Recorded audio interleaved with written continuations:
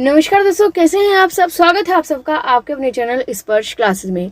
तो दोस्तों आज हम most important 24 long answer type questions की जो सीरीज चल रही थी उसका सेकंड पार्ट मैं आपके सामने लेकर आई हूँ। हमने ऑलरेडी 6 क्वेश्चंस को देख लिया है, उनको डिस्कस कर लिया है कि किस तरीके से क्या आंसर उनको होना है, एक्सप्लेनेशन के साथ हमने वहाँ पर एक्सप्लेन किया है, ठीक है, और अच्छी तरीके से उनको डिस्कस किया गया है। अगर आपने वो वीडियो नहीं देखी है तो जाकर आप वो वीडियो को देख लीजिएगा। पूरी प्लेलिस्ट का लिंक आपको नीचे डिस्क्रिप्शन में मिल जाएगा। वहाँ पर आपको important very short answer type questions और आपका लॉन्ग आंसर टाइप क्वेश्चन, साथ ही साथ प्रीवियस ईयर पेपर, वो सभी वीडियोज जो है एनवायरमेंट एजुकेशन के बीएड सेकंड ईयर से रिलेटेड, वो मैंने वहाँ पर अपलोड की हुई है। तो प्लेलिस्ट का लिंक नीचे आपको डिस्क्रिप्शन में भी मिल जाएगा और कमेंट बॉक्स में पिन भी कर दिया जाएगा। वहाँ से जाकर आप बाकी की वीडियोज़ को देख सकते हैं। तो आज इसका सेकेंड पार्ट आपके सामने है, जिसमें नेक्स्ट 6 क्वेश्चन जो है आपके सामने यहाँ पर डिस्कस किए जाएंगे।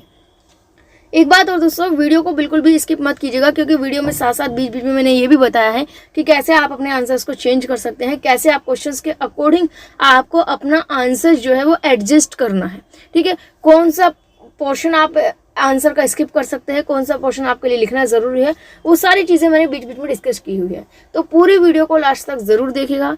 तो चलिए ज़्यादा समय लेते हुए शुरू करेंगे आज के इस वीडियो को। तो दोस्तों सबसे पहला आपका यानी कि 7th क्वेश्चन है, discuss the resources of water, describe the utility of water. यहाँ पर हमें जल के संसाधन जो होते हैं, वाटर रिसोर्सेज, उनके बारे में बताना है कि हमारे वाटर रिसोर्सेज क्या क्या हैं और उनके जो आपका जल है, पानी है, वाटर है, उसका यूज़ बताना है हमें कि हम कहाँ कहाँ वाटर का यूज़ कर सकते हैं या करते हैं। तो सबसे पहला तो क्वेश्चन इसमें रिसोर्सेज ऑफ वाटर है, तो हम रिसोर्सेज ऑफ वाटर को एक्सप्लेन करेंगे। दोस्तों ये जो भी क्वेश्चंस मैं यहाँ पर करा रही हूँ वे सभी प्रीवियस ईयर में आए हुए हैं, ठीक है। इनको आप ज़रूर से ज़रूर करिएगा। तो चलिए देखते हैं, जल संसाधन की बात अगर हम करते हैं, रिसोर्सेज ऑफ वाटर की बात करते हैं, तो जल संसाधन क्या है? एक प्राकृतिक संसाधन है। जैसे कि रिसोर्सेज में हम पढ़ते हैं ना, नेचुरल रिसोर्स और आर्टिफिशियल रिसोर्सेज। नेचुरल रिसोर्सेज तो क्या होते हैं? जो कि प्रकृति में खुद से खुद होते हैं, ठीक है, जिनके लिए हमें कुछ एक्स्ट्रा मेहनत की ज़रूरत नहीं होती, प्रकृति में वो हमें रिसोर्सेज मिलते हैं। और कुछ ऐसे होते हैं जो कि ह्यूमन मेड होते हैं, मनुष्य के द्वारा बनाए गए होते हैं। तो जो जल है वो हमें पृथ्वी पर, धरती पर खुद से ही प्रकृति में मिलता है, नेचुरल वे में मिलता है। तो इसीलिए पानी को हम नेचुरल रिसोर्स भी कह सकते हैं या कहते हैं। तो जो जल संसाधन है वो आपका एक प्राकृतिक संसाधन होता है जो जल आपूर्ति के स्रोतों के रूप से संभावित रूप से उपयोगी होता है। मतलब इसको हम एक तरीके से वाटर के लिए हम अधिकतर यूज़ करते हैं। जहाँ जहाँ हमारे वाटर यूज़ होता है वहाँ पर हम इसका इस्तेमाल करते हैं। हमारी पूरी पृथ्वी पर जो 97% पानी है वो सॉल्टेड वाटर है, ठीक है, खारा पानी आप इसको कह सकते हैं। समुद्र का पानी खारा पानी होता है। पूरी धरती पर जितना भी पानी है उसमें से 97% पानी ऐसा है जो कि खारा पानी है, पीने योग्य या इस्तेमाल करने योग्य नहीं है। उसके अलावा सिर्फ और सिर्फ 3% पानी ही ऐसा बचता है जो कि पीने योग्य हो या इस्तेमाल करने योग्य होता है, फ्रेश वाटर जिसको हम कह सकते हैं, ठीक है। और फ्रेश वाटर का अगर हम कहें तो 2/3 पार्ट जो है वो फ्रोजन सिचुएशन में, यानी कि बर्फ की तरह से हमें देखने को मिलता है। अब यहाँ पर बचता है कि the remaining unfrozen fresh water is found. जो हमारा बचा हुआ अनफ्रोजन, यानी कि फ्रोजन तो क्या हुआ, जो बर्फ के फॉर्म में हमें पानी मिल रहा है, तो वो तो हमारे किसी काम का नहीं है जो बर्फ के फॉर्म में मिल रहा है। तो जो पानी लिक्विड की फॉर्म में हमें मिल रहा है वो पानी जो इतना भी बचा है वो हमें कहाँ से मिलता है? हमें ग्राउंड वाटर, यानी कि धरती के नीचे जब हम अंडरग्राउंड या ज़मीन के नीचे जब हम अंडरग्राउंड करते हैं मशीन के थ्रू, तो वहाँ से हमें पानी मिलता है, ठीक है। उसके अलावा जो हमारी ज़मीन है उसके ऊपर भी कुछ कुछ अलग अलग एरिया में जो पानी है वो हमारा अवेलेबल होता है। Natural sources of fresh water, अगर हम बात करें कि फ्रेश वाटर हमें कहाँ कहाँ मिल सकता है, उसके क्या प्राकृतिक सोर्स हैं, तो उसमें हम यहाँ पर कह सकते हैं कि एक तो सरफेस वाटर, यानी कि नॉर्मली सतह पर भी हमारा जो है पानी देखने को हमें मिल जाता है, ठीक है। उसके अलावा अंडर रिवर फ्लो, यानी कि जो नदियों का पानी हम कह सकते हैं, नदी के प्रवाह के नीचे, ग्राउंड वाटर, फ्रोजन वाटर, ठीक है। आर्टिफिशियल सोर्सेज होते हैं कुछ फ्रेश वाटर के। तो ये सब क्या है? सोर्स है जहाँ से हम पानी का जो है ले सकते हैं या प्राप्त कर सकते हैं। मेन वाटर सोर्सेज में यहाँ पर आपके सामने कुछ कैटेगराइजेशन है, डिवाइडेशन किया हुआ है। एक तो होता है ग्राउंड वाटर, यानी कि कुआं जिसको हम कह देते हैं कि भाई यहाँ जगह जगह पर कुआं खोदकर वहाँ से पानी निकाला जाता है, ठीक है। ये सबमर्सिबल अलग अलग घरों में लगाया जाता है, तो वो भी क्या है, एक तरीके से ग्राउंड वाटर है। सो यहाँ पर नेक्स्ट क्या है, सरफेस वाटर, यानी कि सतह पर जो आपका पानी है, जिसमें आपका लेक हो गया, यानी कि झील हो गई, नदियाँ हो गई, तो ये चीज़ें आ जाएंगी। इसके बाद आ जाता है रेन वाटर, यानी कि जो बारिश से हमें पानी प्राप्त हो रहा है। और नेक्स्ट आ जाता है सी वाटर, यानी कि समुद्री जल जो होता है वो हमारा यहाँ पर हो जाएगा, ठीक है। तो ये हमारे मेन वाटर सोर्सेज हैं जहाँ से हम पानी को प्राप्त करते हैं। अब इन सोर्सेज के बारे में थोड़ा थोड़ा मैंने नीचे यहाँ पर बताया हुआ है, इसको आप देख लीजिएगा, बेसिक से पॉइंट्स है। जैसे कि ग्राउंड वाटर की अगर हम बात करते हैं तो ये सबसे ज़्यादा पॉपुलर सोर्सेज होता है, जगह जगह पर कुएं खोदते हैं, नलके लगाए जाते हैं सरकार के द्वारा भी। तो वो क्या होता है, इसीलिए होता है कि भाई ज़मीन के नीचे से पानी निकाला जा सके और लोगों को ज़्यादा से ज़्यादा पानी जो है वो मिल सके। इसके अलावा इसमें जो कॉमन कॉन्टिनेंट्स होते हैं, आम संदूषक जो होते हैं, वो उनके नाम यहाँ पर लिखे हुए हैं। चाहे तो आप इनको स्किप कर सकते हैं, चाहे तो आप इनको वहाँ पर मेंशन करके छोड़ सकते हैं। इनके बारे में कुछ एक्सप्लेनेशन वगैरह नहीं करने, सिर्फ और सिर्फ नाम मेंशन करके आपको छोड़ देने हैं, ठीक है। इसके बाद सरफेस वाटर आ जाता है, यानी कि सतह पर जो हमें जल मिल रहा है, लेक हो गई, नदियाँ हो गई, ये चीज़ें हो जाती हैं, ठीक है। इनमें हमें क्या कॉन्टिनेंट्स होते हैं, क्या संदूषक होते हैं, वो भी नाम लिखे हुए हैं यहाँ पर। उसके बाद आपका बारिश का पानी आ जाता है, समुद्री जल हो जाता है, ठीक है। तो यहाँ पर क्या है, इन सभी को जो मैंने आप ऊपर पानी के रिसोर्सेज के बारे में बताया, उनको थोड़ा थोड़ा 3-3, 4-4 लाइन में, 5-5 लाइन में एक्सप्लेन किया हुआ है, ठीक है। तो यहाँ पर आपका जो फर्स्ट पार्ट है क्वेश्चन का कि वाटर रिसोर्सेज क्या है उसके बारे में बताइए, वो एक्सप्लेन हो चुका है। अब नेक्स्ट क्वेश्चन था यूज ऑफ वाटर, कि पानी का इस्तेमाल कहाँ कहाँ होता है।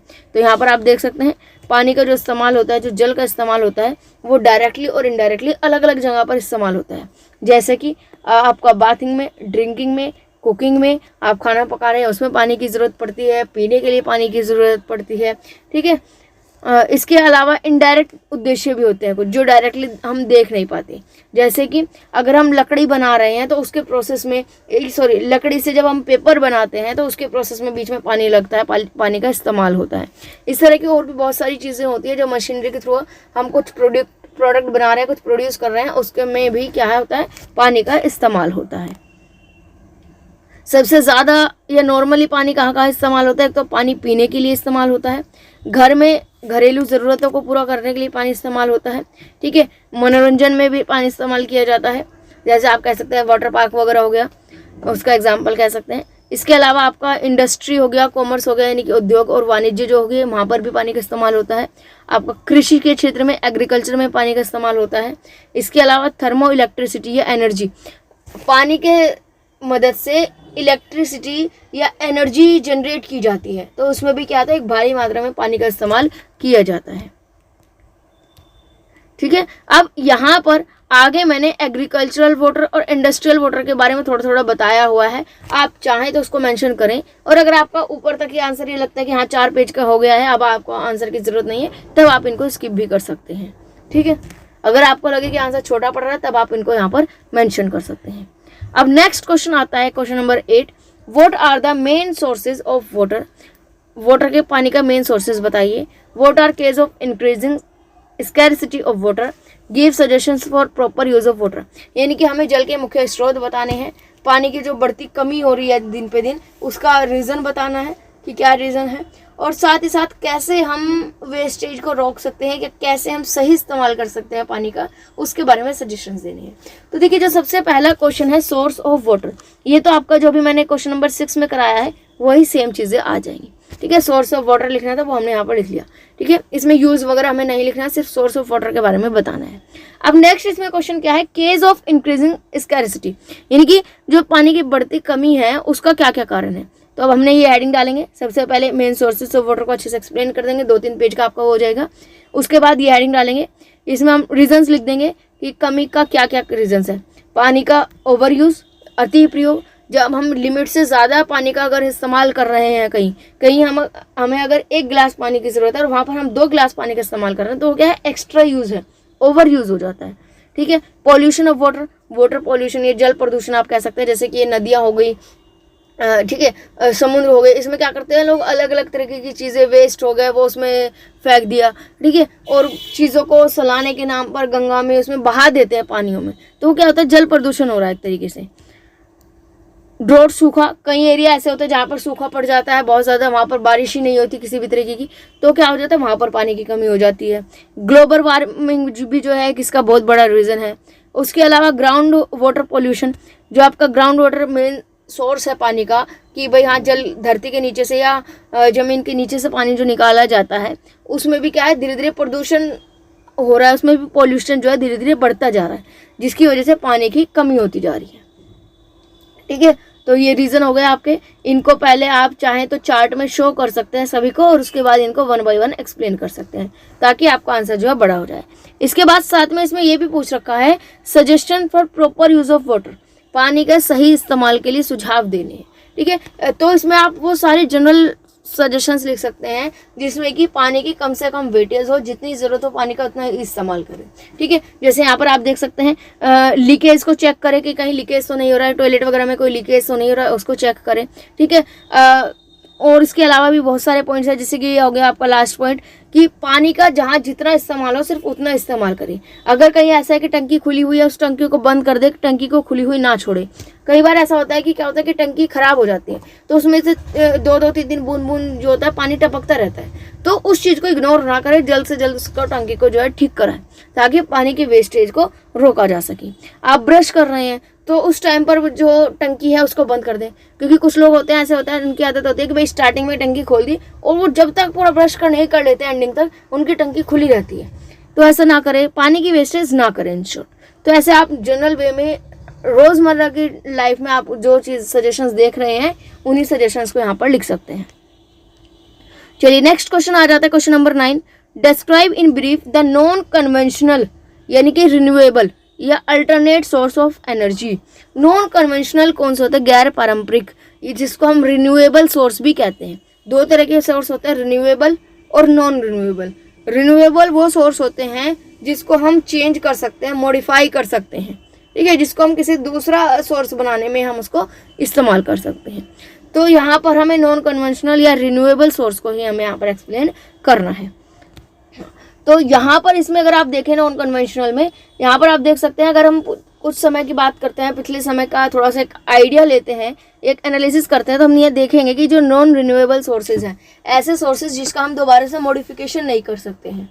ठीक है, जैसे कि आपका तेल हो गया, ठीक है, फॉसिल फ्यूल्स हो गया, कोयला हो गया, इस तरह की चीज़ों का जिसका हम दोबारा से इस्तेमाल नहीं कर सकते या मॉडिफाई नहीं कर सकते, इनका कंजम्पशन दिन पर दिन जो है बढ़ता जा रहा है, जिसकी वजह से जो ह्यूमन एक्टिविटीज़ हैं वो बहुत ज़्यादा डैमेज हो रही है, और भी आपका पृथ्वी में, एनवायरनमेंट में बहुत ज़्यादा जो है डैमेज हो रहा है।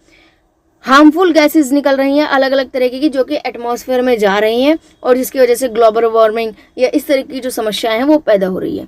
अब इन समस्याओं को दूर करने का ऑप्शन ये होता है कि इनका ऑल्टरनेटिव सोर्स तैयार किया जाए। ऑल्टरनेटिव सोर्स क्या है? वो सोर्स हो जाएगा आपका रिन्यूएबल सोर्स, जिसको हम नॉन कन्वेंशनल एनर्जी सोर्स भी कह देते हैं, जो कि आपका क्वेश्चन में पूछा गया है। तो सबसे पहले हमने एक बेसिक सा बता दिया, छोटा सा 5 से 10 लाइन में इसका एक इंट्रो दे दिया।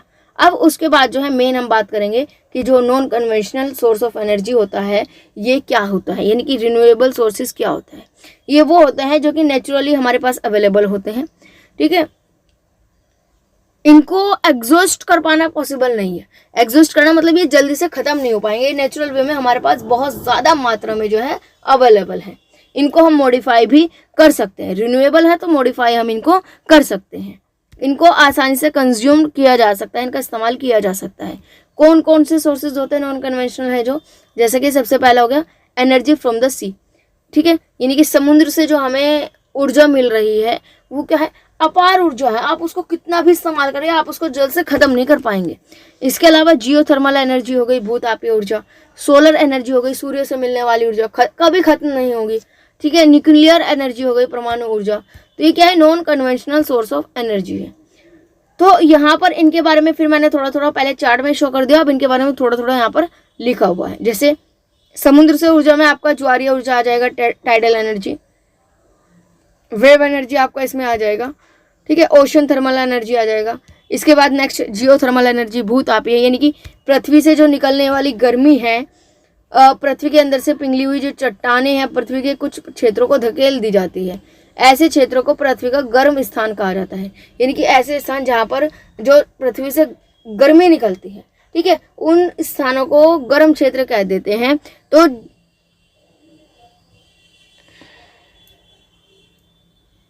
तो जब भी जो भूजल है यानी कि पृथ्वी के अंदर धरती के नीचे जो पानी है, जैसे ही वो पानी इस गर्म क्षेत्र के संपर्क में आएगा, कांटेक्ट में आएगा, ऐसे रीजन्स के कांटेक्ट में आएगा जहां पर बहुत सारा एनर्जी है, तो क्या होगा, वहां से बहुत ज्यादा वेपर उत्पन्न होगी, यानी कि स्टीम, भाप उत्पन्न होगी, जिसको कि हम भूतापीय ऊर्जा कहते हैं।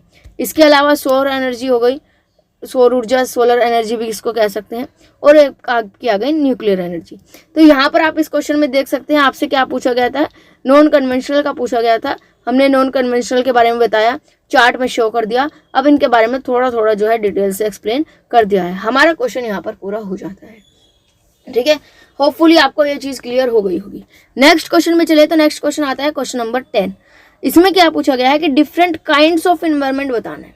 ठीक है, यानी कि पर्यावरण के अलग अलग प्रकार बताने। अब थोड़ा सा रिवाइंड कीजिए, लास्ट वाली वीडियो पे चलिए, फर्स्ट पार्ट जो था उसमें क्वेश्चन नंबर 1 कराया था। क्वेश्चन नंबर 1 में भी यही चीज था, वहां पर भी क्या पूछा गया था, कंपोनेंट्स पूछे गए थे एनवायरनमेंट के। ठीक है, तो कंपोनेंट्स पूछे जाए, काइंड्स पूछे जाए, यहाँ पर दोनों ही चीजें सेम है एनवायरनमेंट की। तो इस 10th के क्वेश्चन का जो आंसर होगा वो सेम एज आंसर नंबर 1 होगा।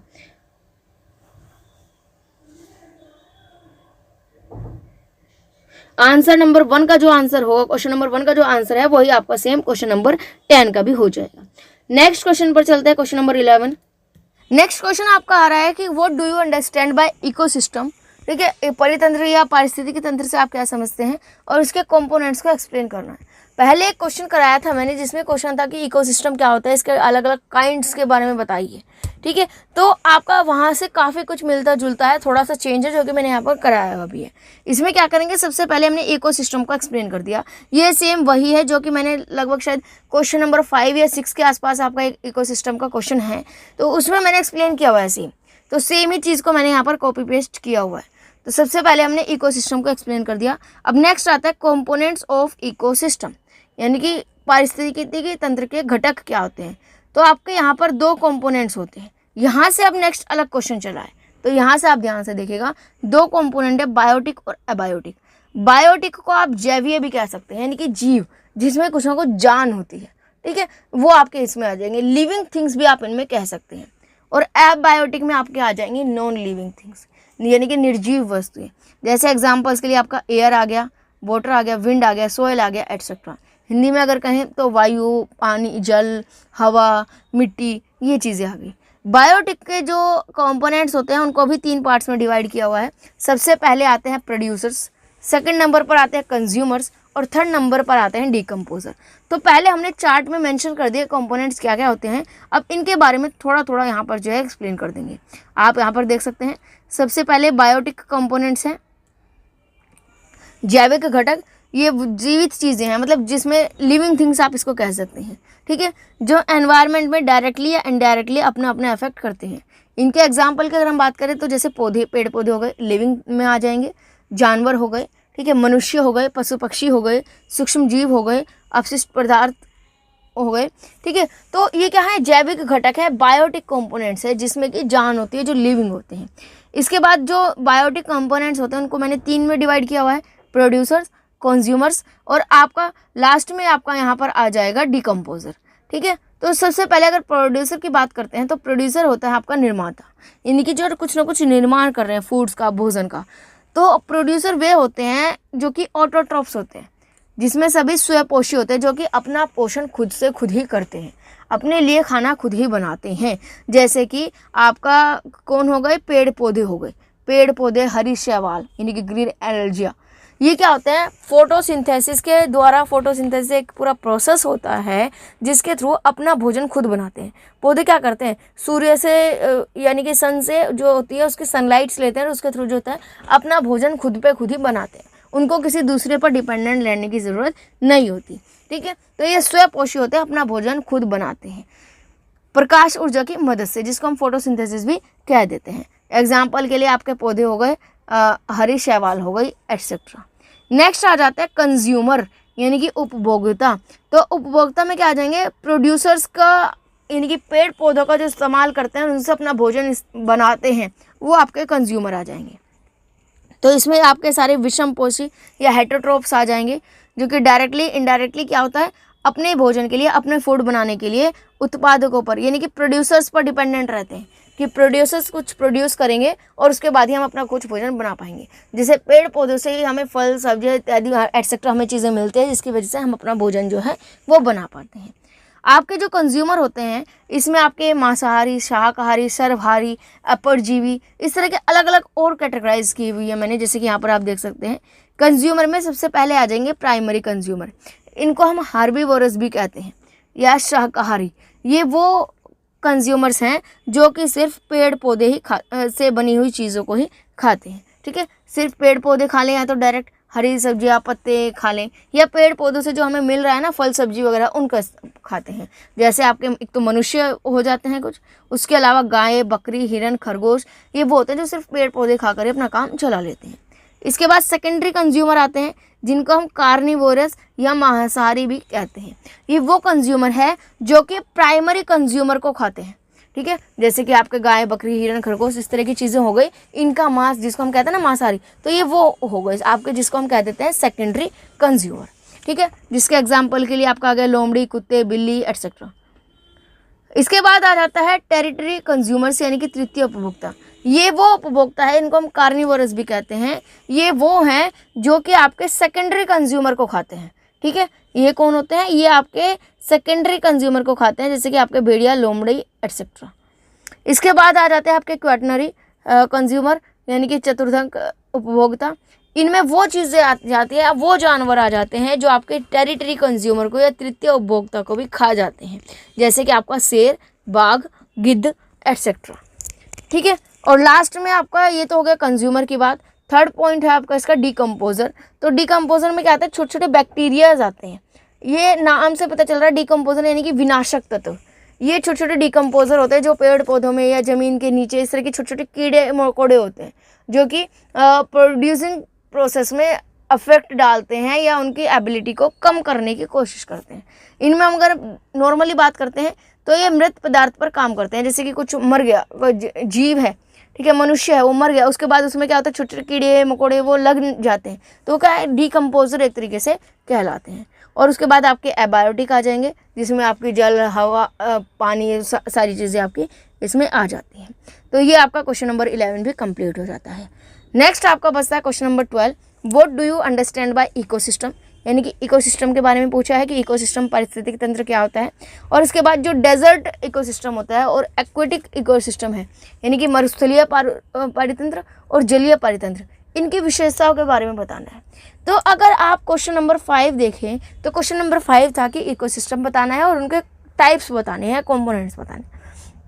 ठीक है, तो उसमें आप देखेंगे सबसे पहले आप उसी की तरह का आंसर होगा, थोड़ा सा चेंज होगा। किस तरीके से, सबसे पहले आप इकोसिस्टम को एक्सप्लेन कर देंगे सेम एज जैसा क्वेश्चन नंबर 5 में किया है। उसके बाद आप इकोसिस्टम के जो टाइप्स होते हैं अलग अलग, उन सबका एक चार्ट बना देंगे और चार्ट में सभी टाइप्स को मेंशन कर देंगे।